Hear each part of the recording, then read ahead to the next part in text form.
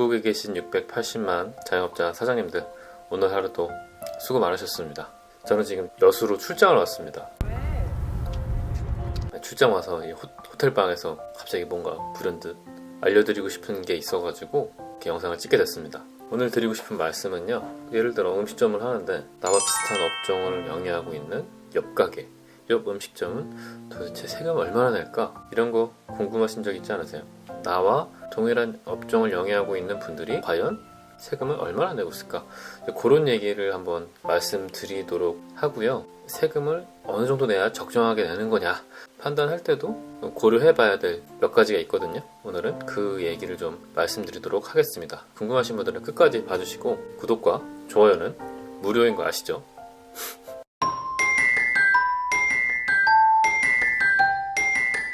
납세 의무자들이 세금 신고를 하게 되면은 그 데이터들이 쌓여서 그걸 통계 자료로 활용을 합니다. 그 통계 자료 중에서 우리가 미리 알아두면 좋은 그런 통계 지표들이 좀 있어서 그거에 대한 말씀을 좀 해드리려고요. 지금 보시는 이 사이트는 그 통계청에서 운영하는 국가통계 포털이라는 사이트고, 기관별 통계를 누르시면 여기 중앙행정기관의 국세청, 국세통계 굉장히 많은 자료들이 있는데 부가가치율이라는 게 있습니다. 이게 뭐냐면은 그 업종별로 나의 매출세액이 얼마인지 매입세액이 얼마인지 신고를 함으로써 그런 데이터들이 모이겠죠. 그래서 동일한 업종별로 부가가치율이 몇 퍼센트나 되는지를 다 파악을 하고 있습니다. 제가 그 사이트에서 엑셀로 내려받은 자료입니다. 업종별로 매출 과표가 얼마인지 매입 과표가 얼마인지, 그래서 부가율은 몇 퍼센트다, 이런 데이터들이 다 있습니다. 부가가치율을 알면 어떤 의미가 있냐면은 내가 신고한 부가가치세 신고서상 나의 부가가치율이 40%인데 이 업종 평균 부가가치율이 50%인 거예요. 매입액이 아무래도 내가 매입세 공지를 받아야 되니까 좀 더 정확하겠죠, 매출보다. 나의 매입세액에 의하면 나의 매출은 나의 매입세액 1억일 때 업종별 부가가치율이 50%라면 적어도 매출 과세표준이 2억은 나와야 되는데 내가 신고한 부가가치율이 40%라면은 2억보다는 적게 신고를 했겠죠. 그러면 이제 국세청에서 의심을 하는 거예요. 그래서 요걸 미리 알아두면은 내가 신고를 적게 했는지 많이 했는지 요 정도는 알 수 있는 거죠. 우리 건설업 종사하시는 분들 좀 계시겠죠. 제가 2013년도부터 2018년도까지 데이터를 갖고 표를 만들었는데 사실 뭐 과거 거는 그렇게 크게 중요할 것 같지는 않고요. 최근 것만 간략하게 살펴보도록 하겠습니다. 가장 최근이 2018년도 2기일 텐데 이때 건설업 업종별 부가가치율이 47%나 됐습니다. 2018년 1기는 뭐 46%였고요. 도매업 많이 하시죠? 도매업의 업종 부가가치율은 뭐 대략 최근이 18.7%였고 뭐 그 2018년 1기가 18.3%, 한 18% 정도 되는 것 같습니다. 그러니까 이 내가 도매업을 하는데 업종별 부가가치율이 뭐 10%다 이러면 평균 업종별 부가가치율이 18%대 10%밖에 안 됐으니까 매출이 좀 과소하게 신고된 거 아니냐, 뭐 이런 생각을 하게 되는 거겠죠. 부동산 임대업도 많이 하시잖아요. 부동산 임대업의 부가가치율은 뭐 한 35%나 됩니다. 부동산 임대업은 뭐 비용 처리할 만한 게 별로 없어서 매출에 대비 매입이 별로 없기 때문에 이렇게 부가가치율이 좀 상대적으로 높습니다. 소매업을 볼까요? 소매업도 도매업이랑 비슷하네요. 뭐 14%, 13%, 14%그 정도 선인 것 같습니다.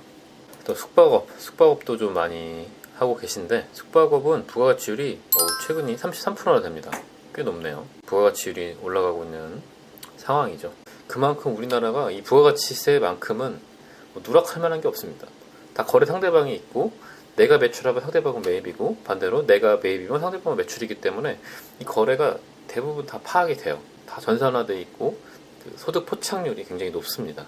또 음식점업의 경우에는 30%대였다가 최근에 2018년도 이게 정말 안 좋았나 봅니다.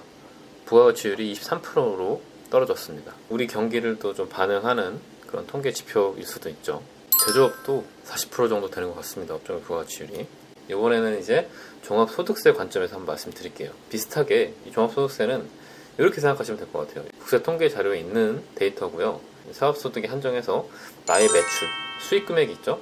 수익금액 대비 사업소득금액, 이 사업소득금액은 수익금액에서 필요경비를 차감한 개념이니까 나의 수익금액 대비 소득금액은 얼마인지, 요걸 이제 소득률이라고 표현을 합니다. 나의 소득률이 몇 퍼센트나 되는지를 한번 살펴볼게요. 요것도 과거 데이터부터 쭉 있는데 설명을 위해서 2016년도와 2017년도 이 두 개 연도만 좀 살펴보도록 하겠습니다. 먼저 건설업의 경우에는 2016년도 기준 소득률이 그 신고 대상자별로 가장 높은 소득률이 기준경 비율이네요. 의외로 기준경 비율이신 분들이 소득 금액이 상대적으로 높았다, 이렇게 해석이 되고, 외부 조정 신고자들이 가장 소득률이 낮습니다. 이 도소매업 같은 경우에는 단순경 비율이 그 비율이 가장 높습니다. 10%로. 부동산업이라고 했으니까 부동산 매매, 부동산 임대를 모두 포함한 그런 분류입니다. 기준경 비율 할 때 무려 소득률이 73%나 됩니다. 뭐 알고 계시겠지만 기준경 비율로 하면은 더 비용 처리할 게 없어요. 오히려 외부 조정하신, 성실신고 하신 분들, 이분들이 소득률이 상대적으로 낮습니다. 이 말은 이런 부동산업들은 그 장부를 작성하셔서 신고를 하시는 게 훨씬 유리하다는 얘기입니다. 또 뭐 운수, 창고, 통신업이라고 하는데 아마 운수업이 제일 많을 겁니다. 또 운수업 같은 경우에도 기준경 비율로 신고하시면 소득률이 18%로 상당히 높죠. 또 성실신고 확인자 분들이 소득률이 9%밖에 안 됩니다. 또 음식 숙박업 마찬가지로 외부 조정 하신 분들이 소득률이 더 낮게 신고됨으로써 2017년도도 비슷합니다. 건설업의 경우에는 역시 기준경 비율로 하신 분들이 소득률이 제일 높고, 도소매도 마찬가지로 성실신고 하신 분들이 제일 낮아요, 소득률이. 부동산업의 경우에도 마찬가지로 성실신고 확인자분들이 소득률이 제일 낮네요. 오해하실 수도 있으니까 다시 한번 말씀드리면은, 외부 조정 맡기는 게 수익 금액 대비 그 소득 금액의 비율은 공통적으로 낮게 계산되는데요. 세금 납부 금액으로 보면은 외부 조정 맡기신 분, 성실신고 하신 분들이 더 클 수는 있습니다. 그리고 부가가치율과 마찬가지로, 예를 들어 내가 부동산업을 하고 있는데 이 소득률이 내가 신고한 걸로 봤더니 소득률이 50%밖에 안 되는 거예요. 그러면은 평균 소득률이 있는데 왜 이렇게 적게 신고했는지를 따지게 되는 겁니다. 또 반대로 내가 속한 업종 평균 소득률이 한 40%밖에 안 되는데 내가 계산한 그 소득률이 한 60%나 된다 라고 했을 때는 왜 이렇게 나는 소득이 이렇게 많이 잡혔지? 빠진 비용이 있는지 한번 체크해 보시거나, 아니면 추가적으로 더 비용 처리할 만한 여지가 있는지를 좀 따져 보셔야겠죠. 그래서 업계 평균과 근접하도록 다시 한번 장부를 좀 보셔야겠죠. 지금 말씀드렸던 부가가치율과 소득률은 국세청이든 세무서든 다 갖고 있는 자료고, 나와 내가 속한 업종에 굉장히 더 디테일을 갖고 있기 때문에 이제 그것과 비교해서 나의 신고가 성실한지를 따져볼 겁니다. 업종 평균보다 높으면 추가적으로 비용 처리하거나 매입 처리할 만한 것도 있는지를 고려해 봐야 되는 거고요. 업종보다 낮게 신고했다면은 신고를 제대로 안 한 거로 오해할 수가 있으니까 또 세무서에서 연락이 올 수도 있다.